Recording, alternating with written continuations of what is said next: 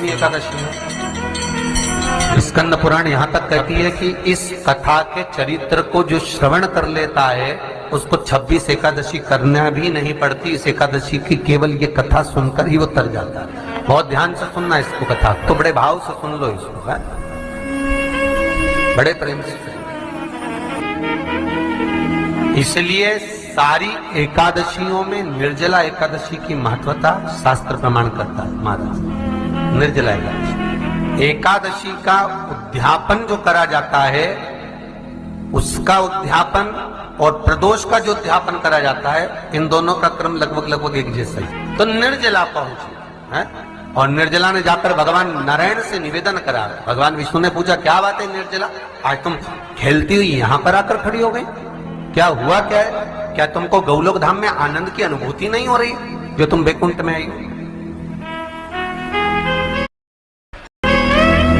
निर्जला घूमती घूमती भगवान के सम्मुख में पहुंच गई। भगवान ने पूछ रहे हैं, बार बार पूछा, निर्जला हुआ क्या तुमको?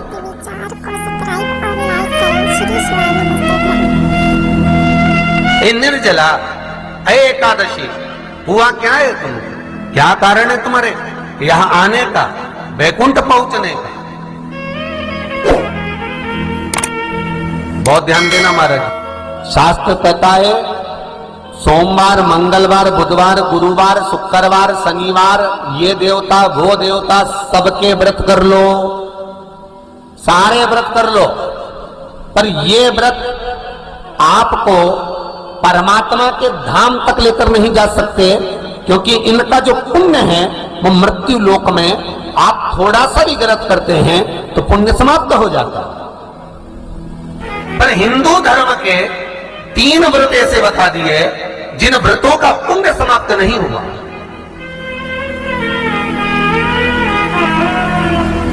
हिंदू धर्म के 3 व्रत ऐसे हो गए जिनका पुण्य समाप्त नहीं हुआ महाराज। जिनका पुण्य प्रबलता में बढ़ता गया। पहले नंबर पर एकादशी, दूसरे नंबर पर प्रदोष और तीसरे नंबर पर शिवरात्रि। एकादशी भी 26 है तो प्रदोष भी जम के बोलते जाओ 26 है। शिवरात्रि केवल 12, केवल 12, और अगर अधिक मास की पड़ जावे तो ये, पर अधिक की आय सो 13 है। तो यहां शास्त्र कह रहा है कि 3 व्रत हमारे यहाँ जिनका पुण्य समाप्त नहीं हुआ, जिनका पुण्य प्रबल हुआ, बड़ा, इसलिए आज भी माता एकादशी का व्रत करती है। और एकादशी का व्रत कर कर अगर कोई जीवात्मा को देते हैं, कोई मर भी गया तो उसको एकादशी का दान देते हैं। एकादशी का उसको दान दिया है। महाराज निर्जला खड़ी है, पूछा क्यों आई है, क्या कारण? निर्जला आई तब लक्ष्मी मैया उठकर निर्जला के करीब में गई। निर्जला बहुत सरल थी निर्जला। कहते हैं कामा एकादशी सबसे लंबी है। कौन सी एकादशी? कामा। फिर मोक्षदा उससे नीची है महाराज। और निर्जला जो है बिल्कुल छोटा स्वरूप है। निर्जला का मतलब देखा जाए तो केवल 2 चोटी करी हुई है। मस्तक पर भोर लगा हुआ है निर्जला के, माथे पर बिंदी लगी हुई है निर्जला के, सुंदर गले में तुलसी की मालाएं पहनी है निर्जला, हाथ में जो हाथ फूल जैसी माताएं पहले पहनती थी, आपको ध्यान में होगा, ऐसा बड़ा फूल होता था, अंगूठियां पड़ी होती थी, हाथ में ऐसा लगा रहता है। तो निर्जला हाथ फूल भी तुलसी के धारण करी। बड़ा सुंदर स्वरूप है माता निर्जला का महाराज। छोटी है तो माता लक्ष्मी उनके पास में गई और निर्जला से जाकर पूछा, निर्जला तेरे आने का कारण क्या है, तू बता। नारायण आपसे पूछ रहे हैं कि क्यों आई हो, किस लिए आई हो, क्या है तुम्हारे आने का कारण? निर्जला ने कहा, मेरी विनती केवल इतनी सी है मां कि मैं ये चाहती हूं कि मैं जीव के प्राण छूटने के बाद उसके प्राणों को जिस समय मैं लेकर जीवात्मा के प्राणों को परमात्मा तक भेजूं, वैकुंठ तक भेजूं, गौलोक धाम तक भेजूं, उस बीच में मुझे ले जाते समय कई नरक भी बीच में पड़ेंगे, कई स्थान ऐसे बैतरणी आदि का स्थान बीच में आएंगे, तो वो स्थान में मुझे रोका ना जाए,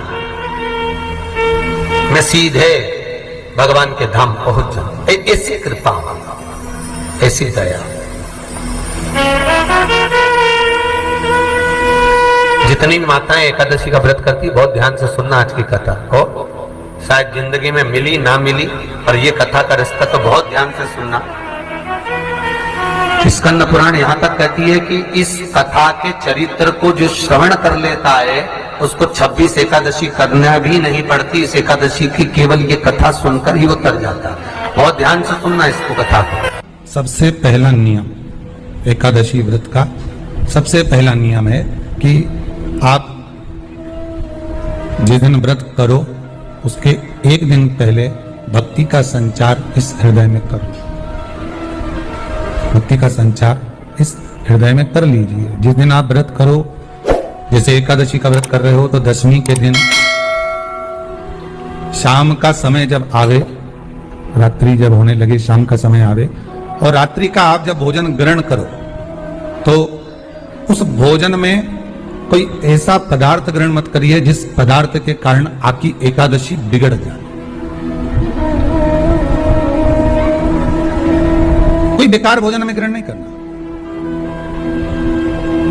श्रेष्ठ भोजन ग्रहण करिए दशमी। और एकादशी का दूसरा नियम बहुत ध्यान से सुनिएगा। जिस दिन आपकी एकादशी का व्रत हो उस दिन प्रयास करिएगा कि अपने हाथ से किसी भी वृक्ष की कोई पत्ती टूटे ना। अपने हाथ से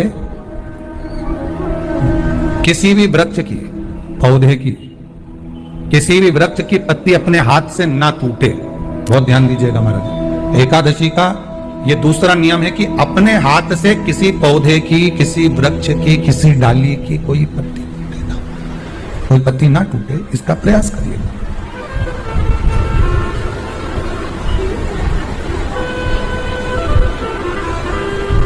कितना सुंदर व्याख्यान कहा है, कितना सुंदर वर्णन है महाराज,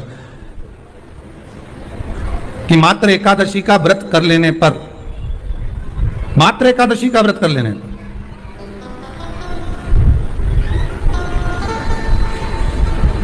जो पूर्व में किया गया हमारा पाप कर्म है, हमने किसी जीव की हत्या करी है, हमने किसी को कष्ट प्रदान करा है, हमने किसी को अपशब्द कहा है, हमने किसी को ताने दिए, हमने किसी को आड़ा टेढ़ा कहा है, हमने किसी को गालियां दे दी है, मात्र एकादशी का व्रत ही कर लेने पर ये सारे जो दोष हैं वो समाप्त हो जाते हैं। सारे दोष हमारे समाप्ति पर आ जाते हैं।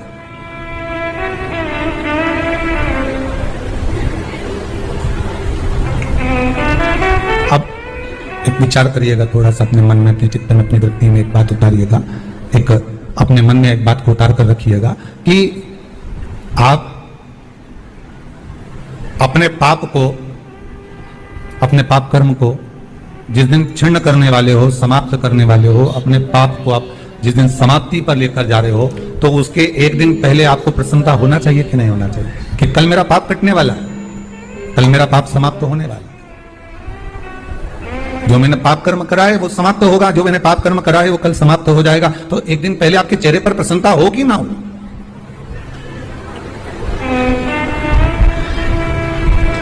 और चेहरे पर वो प्रसन्नता आपके आना चाहिए कि कल मेरा एकादशी का व्रत है, आज दशमी है, कल एकादशी का व्रत है, तो कल मेरी जब एकादशी का व्रत रहेगा तो मेरा ना जाने कितना कितना पाप, कितना असत्य, कितना कितना झूठ, कितना कितना प्रपंच वो समाप्त हो जाएगा। इसमें मुझे प्रसन्नता हो, इसमें मुझे आनंद था।